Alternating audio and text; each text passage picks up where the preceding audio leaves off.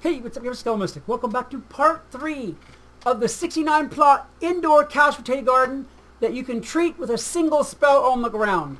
In the last video we started the layers up and I took the liberty of taking a few minutes off camera to put the next layer in or the next row in below so that you don't have to sit there and watch me place every single one of these plots. You can at least see the finished layer and see how it goes. What I've done here for the second row down, and mind you, we're building down, not up.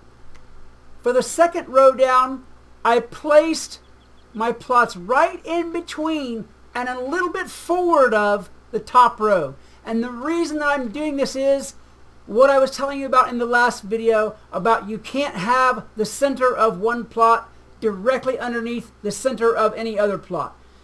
As long as they're even one space offset, the plants will go in. If they're not, they won't. But this is what the next layer down is supposed to look like. Another thing that we are doing here, let me go to each area and scan it off so you get a good view. I'm trying to give you guys as much of a visual guide as possible here. As you can see, they're one box down from the last ones. And just like that. The two center ones are side by side, and the two outside ones are lined up, but they're way across from each other. However, they're a little bit back from the two in the center. Here we go, just like that. One of the things that we're going to be doing differently in this couch potato bed than we ordinarily do, besides building from the top down and besides staggering the rows, ordinarily whenever you build a couch potato garden, you put the whole layer down and then you work on the next layer. The problem with that is, in this bed, building from top to bottom as we are, if you put the whole row in, you will never be able to see the row below it accurately. You won't be able to do that. And so I've come up with a way of building that's going to cover that problem too. Alright, so we've got this top layer in, we've got the second layer in. Let's go ahead now and put in the next layer. To do that, go ahead and move this box. Remove this whole, actually I'm going to move the whole thing. Stack it up there. And then move it so you've got 3 boxes. You start with 5, 4, 3, 2, 1, and then none. That's how you get your 6 layers.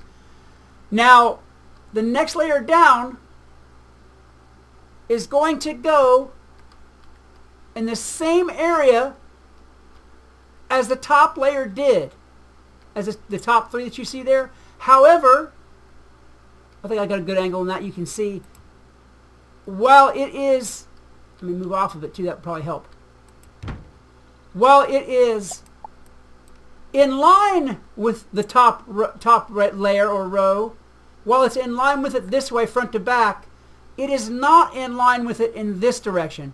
And we're doing that same thing again. The center of this cannot be directly over or under the center of any of the other plots. And as you see from the little white dot in the center of the braided runestone, it is not. That's another reason I like using the braided runestone, is because it gives you a good guide of seeing exactly where the center of your plot's going to be, and you can tell if you're screwing up ahead of time or not.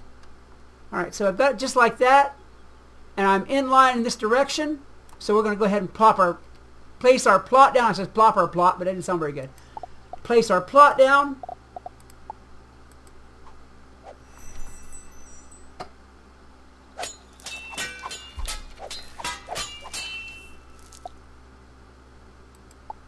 And you're going to do the same thing with these next 2. Your other one is going to line up underneath this one, but one space off center.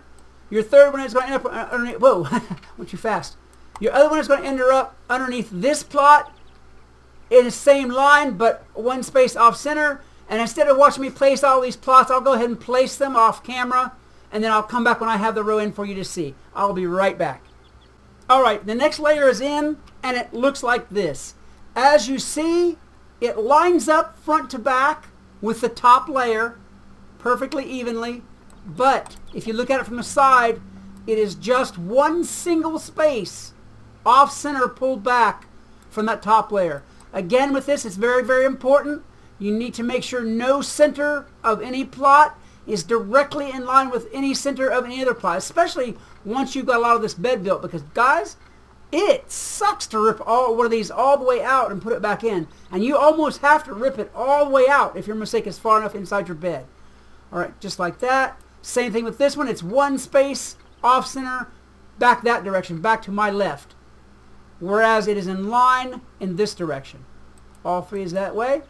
Alright, I'm going to go ahead now and put in the next layer. And I think what I'll do is I'll place the first plot, and I'll let you see me doing it. And then to save time, you guys watching a long video of me placing every one of these single plots, I'll go ahead and finish up the row off camera and show you what it's supposed to look like. I want to give you guys as many visuals as possible of this while it's still clear, because very shortly this bed is about to be one big cluttered mess and you're going to have to know exactly, almost without seeing, where to place your plot to get it right. Alright, let me go ahead now and do that next layer on camera here, or at least the next plot. Make sure, by the way, guys, every time that you drop one level of box off whenever you're doing these, if you accidentally go and slide it into the same number of boxes, a plot won't place, and you'll be like, well, why would that plot go? It's because you haven't dropped enough boxes. Alright, there we go. So we are on 2, and we want to line it up with what is the second layer down. Just like that, it is in line. This is the layer I'm talking about right here. You want to line the new layer up with this layer right here. Okay, now it's lined up this way, no problem. But we want it to be one center off. We want it to be one space off center to my right, headed back towards the fireplace. And it is not. It is directly lined up with that, and we can't have that. That will not work. So I need to pick this up one more time. And I highly recommend, even if you feel comfortable doing this, I highly recommend you check each and every plot before you put it down, because it's very, very easy to be deceived, especially whenever you're only going by one space. And if you mess one up in the middle, boys, whew, you don't want to, let's just put it this way, you don't want to do it. It is a nightmare. Alright, so I have moved that back one, and as I can't look straight down, unfortunately, but as you can see, it is one space off center from this plot. I'm going to, I forgot to do it earlier in the video, and I'm going to do it. I'm going to put up a picture layout of what each layer looks like, so you guys can see it from a top-down view, being as I can't pan the camera top-down. I think towards the end of this video, I'll put in a visual top-down representation of what each layer looks like, so you guys can see that, give you a little bit more help. Alright, anyhow, this is in line where it's supposed to be, so I'm going to go ahead and place my plot now.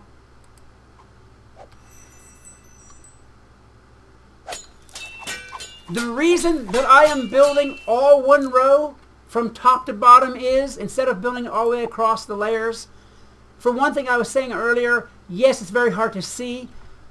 For another reason, whenever you build one layer each of your garden from top to bottom all the way down, you can use that layer as a guide. After all this, you'll be able to just place your plots almost without being able to see them, just simply from lining it up to the plot that already came before it. Okay, so we've got that one down. Let me go ahead and go off camera, and I'll place the rest of these plots, and I will probably end this video because I think we're getting to hit the 10-15 minute mark. You know what? I've changed my mind. I think what I'll do is I'll show you guys the plot diagrams in the next video, which is part 4. I think we've done quite enough today in forwarding the 69 plot indoor couch potato garden.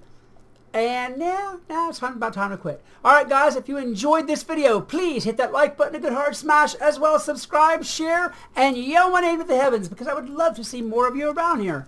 Until next time, this is Skelemystyk reminding you that whatever else you do, always love the game. Peace! Hey, what's up, I'm Skelemystyk. Welcome back to part 4 of the 69 plot indoor couch potato garden that can be treated with a single spell. Up to this point, guys, we've been on easy street. I know it might look like it's been complicated. Maybe it doesn't. Maybe it does. But we have been on easy street. Now is where it starts to get a little bit tricky. Alright.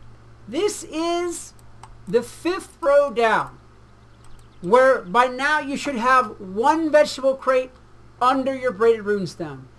And let me tell you what it is that's making this tricky now all of a sudden? It's actually a couple of things. For one thing, we're getting really low to the ground, so it's a lot harder to see under all the plots we've already